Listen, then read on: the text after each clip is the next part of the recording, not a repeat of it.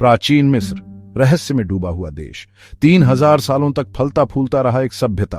प्राचीन मिस्र के लोग अपने शानदार स्मारकों, जटिल चित्रलिपि और आफ्टर लाइफ के बारे में दिलचस्प मान्यताओं के लिए जाने जाते थे। उनकी संस्कृति आज भी हमें मोहित करती है। प्राचीन मिस्रवासी मृत्यु के बाद के जीवन में विश्वास करते थे। उनका मानना था कि मृत्यु अंत नहीं है, बल्कि दूसरे लोक में जाने का एक रास्ता है। प्राचीन मिस्रवासियों ने मृत्यु और आफ्टर लाइफ से जुड़े विस्तृत रीति रिवाज और प्रथाएं विकसित की।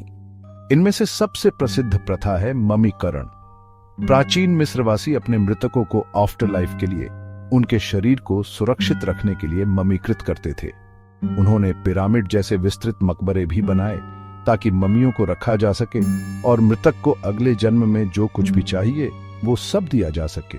इस निबंध में हम प्राचीन मिस्र की ममियों और पिरामिडों की आकर्षक दुनिया का पता लगाएंगे। हम ममीकरण प्रक्रिया, मृत्यु और दफन से जुड़े रीति रिवाजों और पिरामिडों के निर्माण के बारे में गहराई से जानेंगे। हम इन प्रथाओं के धार्मिक और सांस्कृतिक महत्व की भी जांच करेंगे और उन रहस्यों का पता लगाएंगे जो आज भी हमें हैरान करते हैं। प्राचीन मिस्र के रहस्यों को उजागर करने के लिए समय में वापस इस यात्रा में हमारे साथ जुड़े। प्राचीन मिस्रवासियों ने अपनी मान्यताओं और प्रथाओं के बारे में बहुत सारे सबूत छोड़े हैं, जिनमें मकबरों में मिले ग्रंथ, पेंटिंग और कलाकृतियां शामिल हैं।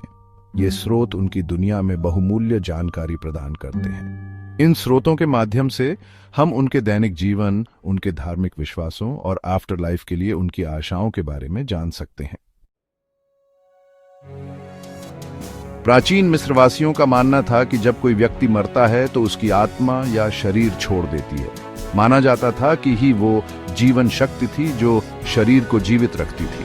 शरीर से अलग होने के बाद अंडरवर्ल्ड के माध्यम से एक खतरनाक यात्रा शुरू करती थी। ये यात्रा खतरों से भरी होती थी। रास्ते में को कई परीक्षाओं और क्लेशों का सामना करना पड़ता था। अंडरवर्ल्ड, जिसे के नाम से जाना जाता है, पर अंडरवर्ल्ड के देवता ओसिरिस का शासन था। ओसिरिस को अक्सर हरे रंग की त्वचा वाले एक ममीकृत राजा के रूप में दर्शाया जाता था। उसने एक विशिष्ट मुकुट पहना था और अपने हाथों में एक कुटिल और फलेल पकड़े हुए था। ओसाइरिस मृतकों की आत्माओं का न्याय करते थे। वह यह तय करते थे कि वे आफ्टर लाइफ में प्रवेश करने के योग्य हैं या नहीं। आफ्टर लाइफ तक पहुंचने के लिए को ओसाइरिस द्वारा योग्य माना जाना आवश्यक था कि दिल को सच्चाई के पंख के विरुद्ध तौला जाता था। यदि दिल पंख से हल्का होता तो आत्मा को योग्य माना जाता और उसे आफ्टर लाइफ में प्रवेश दिया जाता। हालांकि यदि हृदय पंख से भारी होता तो उसे एमेट द्वारा खा लिया जाता, जो एक भयानक प्राणी है जिसका सिर मगरमच्छ का, शरीर शेर का और पिछला हिस्सा दरियाई घोड़े का होता है। भाग 3, अनंत काल के लिए शरीर का संरक्षण।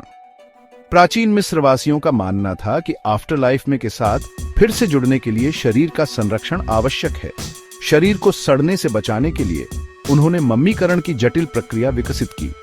मम्मीकरण एक जटिल और समय लेने वाली प्रक्रिया थी जिसमें लगभग 70 दिन लगते थे। यह कुशल पुजारियों द्वारा किया जाने वाला एक अत्यधिक विशिष्ट कौशल था।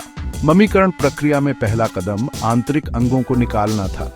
मस्तिष्क को नाक के माध्यम से एक लंबे हुक के आकार के उपकरण का उपयोग करके हटा दिया जाता था। फेफड़े, यकृत, पेट और आंतों को शरीर के बाईं ओर किए गए चीरे के माध्यम से हटा दिया जाता था। हृदय, जिसे बुद्धि का स्थान माना जाता था, को यथावत छोड़ दिया जाता था। सभी आंतरिक अंगों को सावधानी पूर्वक हटा दिया गया था। प्राचीन मिस्रवासी शरीर को सुरक्षित रखने के लिए बहुत सावधानी बरतते थे। फिर निकाले गए अंगों को धोया जाता था और रेगिस्तान में पाए जाने वाले प्राकृतिक रूप से पाए जाने वाले नमक के मिश्रण नेट्रॉन से भर दिया जाता था। नेट्रॉन एक प्राकृतिक डेसिकेंट है, जिसका अर्थ है कि यह नमी को सोख लेता है और शरीर को सुखाने में मदद करता है। फिर शरीर की गुहा को नेट्रॉन के लिनेन बैग से भर दिया जाता था। शरीर को नेट्रॉन से ढकी एक तिरछी मेज पर रखा जाता था और शरीर के ऊपर और नेट्रॉन ढेर कर दिया जाता था।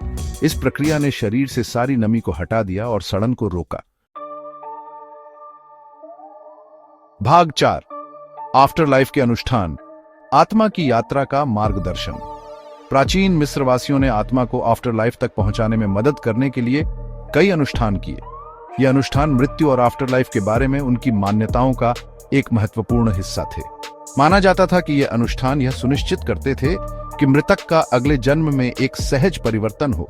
सबसे महत्वपूर्ण अनुष्ठानों में से एक मुंह खोलने का समारोह था।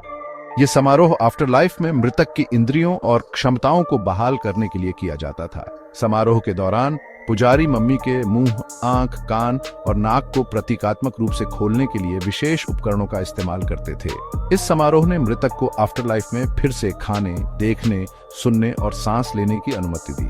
मम्मीकरण प्रक्रिया और अनुष्ठानों के प्रदर्शन के बाद मम्मी को कई घोंसलों वाले ताबूतों में रखा गया था, जिन्हें अक्सर जटिल चित्रों और चित्रलिपि से सजाया जाता था। सबसे बाहरी ताबूत आमतौर पर आयताकार होता था और लकड़ी का बना होता था, जबकि भीतरी ताबूत अक्सर मानव शरीर के आकार के होते थे और सोने की लकड़ी या यहाँ तक कि ठोस सोने जैसी अधिक कीमती सामग्रियों से बने होते थे।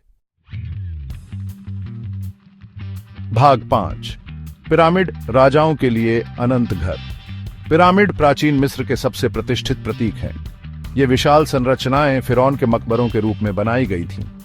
प्राचीन मिस्रवासियों का मानना था कि फिरौन दैवीय प्राणी थे, जिन्होंने पृथ्वी पर देवताओं के रूप में शासन किया था। जैसे उन्हें उनकी स्थिति के अनुरूप विस्तृत दफन और स्मारकीय मकबरे दिए गए थे।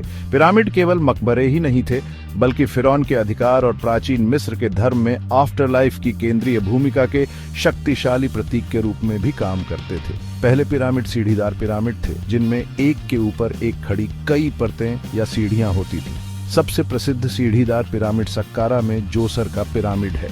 चिकने किनारों वाला क्लासिक पिरामिड आकार बाद में विकसित हुआ। सबसे प्रसिद्ध पिरामिड गीजा के महान पिरामिड है। ये पिरामिड प्राचीन मिस्रवासियों के स्थापत्य कौशल का प्रमाण है। पिरामिड का निर्माण एक बहुत बड़ा काम था, जिसमें कई वर्षों में हजारों कुशल श्रमिकों के श्रम की आवश्यकता होती थी। श्रमिक गुलाम नहीं, बल्कि कुशल मजदूर थे, जिन्हें उनके काम के लिए भुगतान किया जाता था। पिरामिड साधारण औजारों और तकनीकों का उपयोग करके बनाए गए थे, लेकिन इसके लिए सावधानी पूर्वक योजना और संगठन की आवश्यकता थी।